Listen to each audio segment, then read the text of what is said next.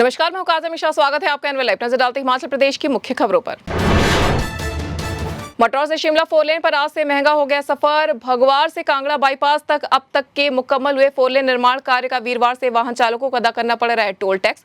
रानीताल के समीप घट्टा में बनाए गए टोल बैरियर से गुजरने वाले वाहन चालकों को वीरवार से टोल की देनी होगी अदायगी, जिसमें जहां स्थानीय लोगों के लिए पास फीस बनाने की रहेगी सुविधा, वहीं अलग अलग वाहनों के लिए टोल रेट कर दिए गए हैं निर्धारित।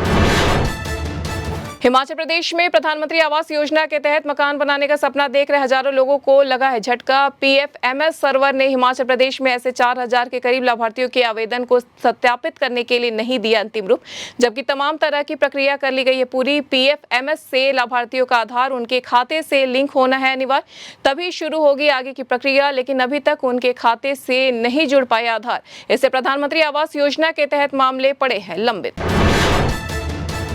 हिमाचल प्रदेश के उप मुख्यमंत्री मुकेश अग्निहोत्री ने हाल ही में दिल्ली में केंद्रीय सड़क परिवहन राजमार्ग मंत्री नितिन गडकरी से की मुलाकात। इस दौरान उन्होंने केंद्र सरकार की हिमाचल को मिल रही सहायता के लिए जताया आभार। इसके साथ ही उन्होंने ऑल इंडिया टैक्सी परमिट की वैधता मौजूदा 12 साल से बढ़ाकर 15 साल करने की रखी औपचारिक मांग। उप मुख्यमंत्री ने बताया कि यह मांग स्थानीय टैक्सी चालकों की लंबे समय से चली आ रही है मांग। मुख्यमंत्री सुखविंदर सिंह सुक्खू ने भाजपा की पिछली सरकार पर निशाना साधते हुए कहा कि अधिकारों की लड़ाई जो औरों ने नहीं लड़ी हम लड़ेंगे। यह है लंबी लड़ाई, हाई कोर्ट और सुप्रीम कोर्ट से लेकर बड़े से बड़े वकील कर रहा हूं खड़े। पिछली बार डबल इंजन की सरकार थी और जयराम ठाकुर का इंजन था साइलेंस में, वहां से आता था हुकुम, तब होती थी हिम्मत। नेता विपक्ष और पूर्व मुख्यमंत्री जयराम ठाकुर ने कहा कि प्रदेश में स्वास्थ्य व्यवस्था का है बुरा हाल। व्यवस्था परिवर्तन वाली सुख की सरकार न तो प्रदेशवासियों की स्वास्थ्य को लेकर है गंभीर और न ही केंद्र सरकार की योजनाओं की क्रियान्वयन को लेकर केंद्र सरकार नेशनल हेल्थ मिशन के माध्यम से हिमाचल के लोगों के स्वास्थ्य का रख रही है पूरा ध्यान।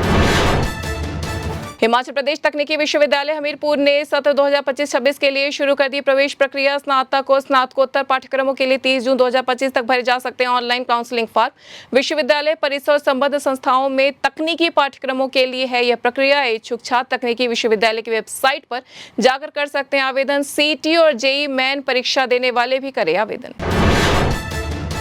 कालका शिमला रेलवे ट्रैक पर समर हिल में पुल मरम्मत के लिए अब 27 और 28 जून को तारा देवी तक ही चलेगी ट्रेन। रेलवे बोर्ड ने दूसरे चरण में काम करवाने के लिए तैयार कर ली है योजना के अनुसार पुल पर होगा फिनिशिंग कार्य। पहले चरण में लगभग 70% तक पूरा हो गया निर्माण कार्य का तकनीकी विंग के अधिकारियों ने भी किया निरीक्षण के दौरान चल रहे कार्य में जताया गया है संतोष। चीन तिब्बत सीमा से सटा शिपकिला पर्यटकों को देगा नया अनुभव। सैलानियों के यहां पहुंचने से जहां पर्यटन को लगेंगे पंख, स्थानीय लोगों के लिए रोजगार के खुलेंगे द्वार। किन्नौर जिले के अंतिम छोर शिपकिला के रास्ते तिब्बत के साथ आजादी के पहले से व्यापारी व्यापार करते थे। डोकलाम की घटना व कोरोना के बाद 2019 में व्यापार कर दिया गया बंद। इसके बाद से पर्यटकों को यहां आने की नहीं थी अनुमति। विजिलेंस हमीरपुर थाना की टीम ने मंडी निवासी एक युवक से 12.8 ग्राम चिट्टा किया है बरामद। मंडी के धर्मपुर तहसील के भरतपुर गांव निवासी अमित शर्मा के रूप में हुई आरोपी की पहचान।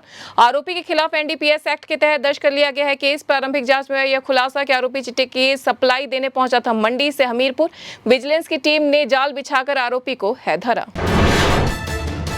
मौसम के तीखे तेवर के बीच लू की चपेट में आ गया आधा हिमाचल। प्रदेश के मैदानी इलाकों में ही नहीं, शिमला और मनाली जैसे पहाड़ी क्षेत्रों में भी गर्मी से छूटने लगे पसीने। ऊना हमीरपुर में 40 डिग्री से अधिक रहा तापमान।